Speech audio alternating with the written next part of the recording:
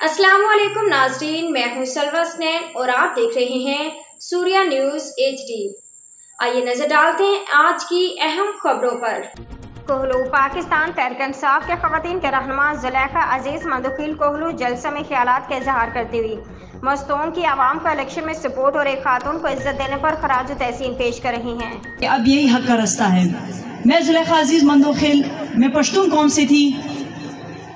मैं यहाँ पर एक बलोच कौम को हमेशा ये क्रेडिट दूंगी कि इनके दामन में हमेशा पश्तून मैंने पाए हैं। वो रहते हैं, वो हमेशा पश्तून को अपने कौम और अपने दामन में उन्होंने हमेशा पनाह दी है और वो वहाँ उनकी फैमिली का हिस्सा भी बने हैं। मुख्तलिफ कौम, जैसे कि मैं मस्तूंग में कैंडिडेट थी तो वहाँ मैंने पश्तून कबीले के लोग देखे। यहाँ पर मैं आई, मैंने सरगुन का कबीले के लोग देखे।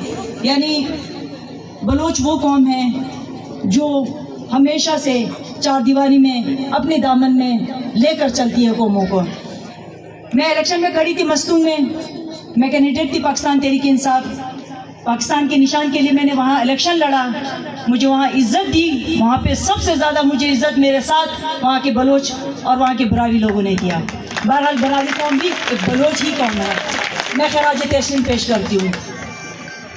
मैं तहरीक इंसाफ वाई जमात है जिसने इसकी विंग भी बनाई है, जिसने इसकी सीटें भी मखसूस की है, जो इलेक्शन में इसको प्रोटेक्ट भी करता है। मेरे भाइयों ने मस्तूंग में जिस तरह मेरी मदद की है, मेरे पूरी ऑर्गेनाइजेशन में, वहाँ पे और भी लोग आकर शामिल हुए इसीलिए कि मैं खड़ी थी। और मैं सबसे पहले यहाँ पर अपने आने वाले आज के लिए इतना ही। मजीद खबरों और अपडेट्स के लिए देखते रहिए सूर्या न्यूज़ HD।